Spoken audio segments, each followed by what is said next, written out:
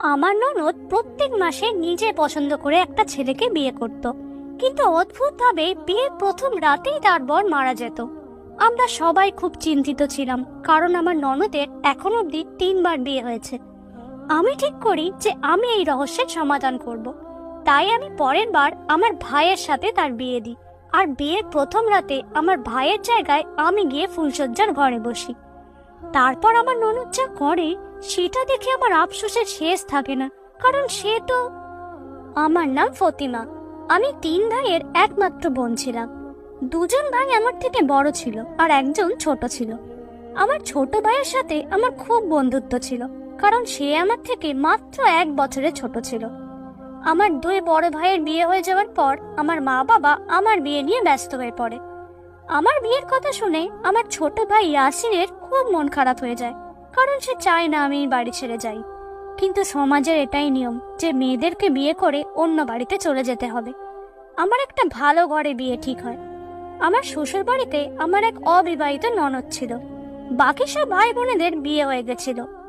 আমার শ্বশুর বাড়ির লোকেরা চাইছিল যে আমার বিয়ে হওয়ার আগে আমার ননদের বিয়ে দিতে। আমার ছোট ভাই ইয়াসি তখন বিদেশ যাওয়ার জন্য তৈরি হচ্ছিল। ওরা চেয়েছিল যে আমার ননদের বিয়ে আমার ভাইয়ের সাথে দিতে। এই নিয়ে ওরা আমার বাড়ির লোকেদের সাথে কথাও বলেছিল। 2জনের মধ্যে বয়সের তফাৎ ছিল মাত্র 3 বছর, কিন্তু আমার ভাই তখন বিয়ের জন্য তৈরি ছিল না।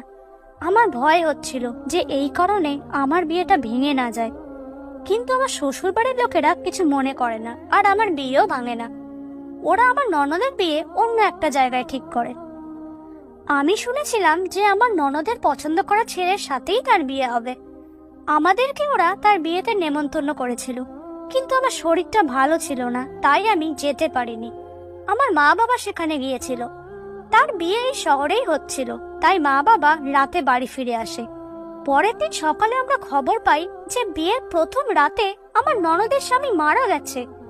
এটা শুনে আমরা হতবাক হয়ে যাই। আমরা সবাই তার শ্রাদ্ধে যাই।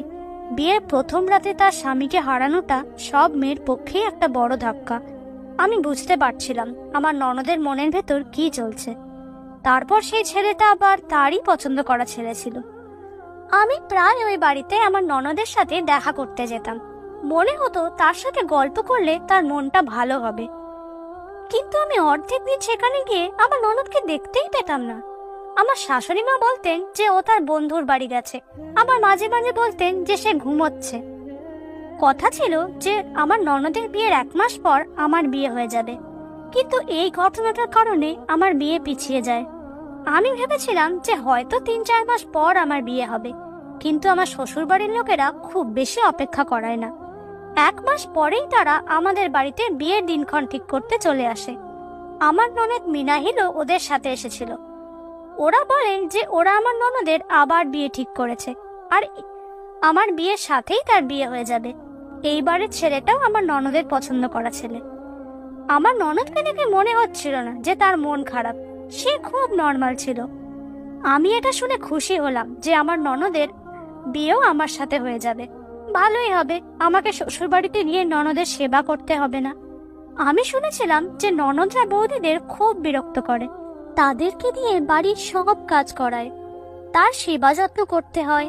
কিন্তু যদি তার বিয়ে হয়ে যায় তাহলে আমাকে আর এসব করতে হবে না, সে অন্য বাড়িতে চলে যাবে। আমি আমার বন্ধুদের সাথে আমার বিয়ে শপিং করতে যাই। সেখানে গিয়ে আমি আমার ননদ মিনাহিলকে দেখতে পাই। সেও হয়তো তার বিয়ে শপিং করতে এসেছে। আমি দেখে অবাক হই যে সে তার পরিবারের সাথে আসেনি, সে একটা ছেলের সাথে এসেছে। আমি আমার ননদের সামনে চলে যাই।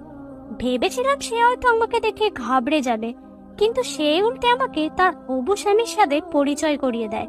সে বলে, বৌদি, এই হলো আমার হবু স্বামী, এর সাথে আমার বিয়ে হতে চলেছে। ওকে দেখে মনে হচ্ছিল না যে ও এর আগেও কাউকে পছন্দ করত। আমি শপিং সেরে বাড়ি ফিরে আসি। কয়েকদিন পর আমার মেহেন্দি হয়। একটা বড় ম্যারেজ হলে আমার মেহেন্দির অনুষ্ঠান হয়।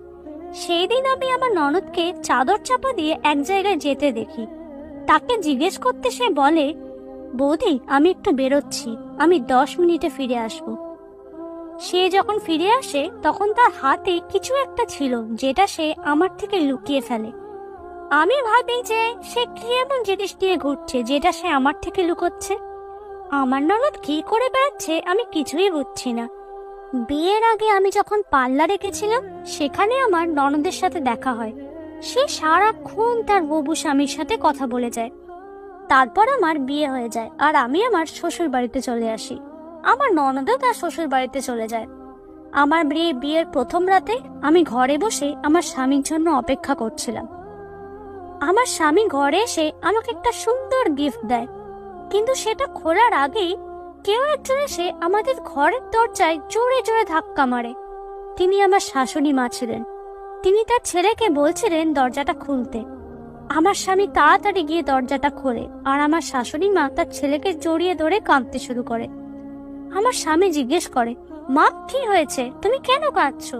মা বলে, সর্বনাশ হয়ে গেছে, সব শেষ হয়ে গেল। তোর বোনের শ্বশুর বাড়ি থেকে ফোন এসেছিল। মিনাহিরের স্বামীর শরীরটা খুব খারাপ করেছিল, সে একটু আগে মারা গেছে। এটা শুনে আমি হতবাক হয়ে তাকিয়ে থাকি। এটা কি করে হতে পারে? দ্বিতীয়বারে একই ঘটনা কি করে ঘটতে পারে? আমার শ্বশুর বাড়ির সবাই যে অবস্থায় ছিল সেই অবস্থায় আমার ননদের শ্বশুর বাড়ি ছোটে। আমি বাড়িতে একা রয়ে যাই। আমার একটু রাগ হচ্ছিল যে আমার ননদ সব সময় আমার সুখে ব্যাগরা কাটাচ্ছে, কিন্তু তার পরের মুহূর্তেই আমার তার জন্য খারাপ লাগে। সে দুবার তার স্বামীকে হারালো, তাও আবার বিয়ের প্রথম রাতেই। তার কষ্ট অনেক বেশি। আমার ননদের কথা ভাবতে ভাবতে আমার সারা রাত ঘুম হয় না। বিয়ের প্রথম রাতে দুজন স্বামী মারা যাওয়া এটা কোনো সাধারণ ঘটনা নয়। সকালে আমার শ্বশুর বাড়ির সবাই বাড়ি ফিরে আসে। ওরা তাদের সাথে মিনারেলকেও নিয়ে আসে। সে তখনও বিয়ের পোশাক পরেছিল। আমি ভেবেছিলাম সে হয়তো কাঁদতে কাঁদতে আসবে, কিন্তু তার চোখে একটুও জল দেখতে পেলাম না। সে চুপচাপ দাঁড়িয়েছিল, কারোর সাথে কোনো কথা বলছিল না। আমার শাশুড়ি মা বলেন যে ও এখন নিজের মধ্যে নেই। সে তার ঘরে চলে যায়। আমি তার জন্য খাবার বানিয়ে নিয়ে যাই। আমার ভয় হচ্ছিল সে খাওয়া দাওয়া ছেড়ে না দেয়, কিন্তু আমি খাবার নিয়ে যেতে সে চুপচাপ খেয়ে নেয়। 10-15 দিন পর সে আবার নর্মাল হয়ে যায়, আবার বন্ধুদের সাথে বাইরে যেতে শুরু করে। আমার শ্বশুর বাড়ির কেউ তাকে আটকায় না। শাশুড়ি মা এটা দেখে খুশি হয়েছিলেন যে তার মেয়ে আবার সাধারণ জীবনযাপনে ফিরে এসেছে। আজকাল সে প্রায় বাইরে বের হতো। এখন তো আমার শাশুড়ি মাও তার মেয়ের সাথে বেরোতে শুরু করে। একদিন আমি তাদের পিছু নিই এটা জানার জন্য যে মা মেয়ে মিলে কোথায় যায় আর কি করে। আমি দেখি তারা একটা পার্কে যায়। সেখানে আগে থেকে একটা ছেলে বসেছিল। মা মেয়ে মিলে তার কাছে গিয়ে গল্প করতে শুরু করে। আমি তাদের সামনে চলে আসি। আমাকে দেখে তারা একটু ঘাবড়ে যায়। আমার শাশুড়ি মা বলেন যে মিনাহিল এই ছেলেটাকে ভালোবাসে, ও তাকে বিয়ে করতে চায়। আমি ভাবি আমার ননদ কিরকম মানুষ, প্রত্যেক মাসে তার একটা করে ছেলে পছন্দ হয় আর তারা বিয়ের প্রথম রাতেই মারা যায়। তবে আমি এটা ভেবে শান্তি পাই যে সে এই বাড়ি থেকে চলে যাবে, কারণ আমার স্বামী সব সময় বলতো যে ভালো করে তার বোনের দেখাশোনা করতে। আমি সারা দিন তার সেবা করতেই ব্যস্ত থাকতাম। ও শ্বশুর বাড়ি চলে গেলে আমার কাজ অনেকটা কমে যাবে। আমার শাশুড়ি মা বাড়ির সবার সাথে ওই ছেলেটার আলাপ করিয়ে দেয় আর আমার ননদের বিয়ে তার সাথে পাকা করে। এই বিয়ে হওয়ার কিছুক্ষণ আগে আমার ননদ চাদর চাপা দিয়ে কোথাও একটা বেরোয় আর আমাকে বলে যায় যে সে আধ ঘন্টার মধ্যে ফিরে আসছে। এটা আমি আগের বারও হতে দেখেছি। আমি ভাবি যে সে বিয়ের আগে কোথায় যায়।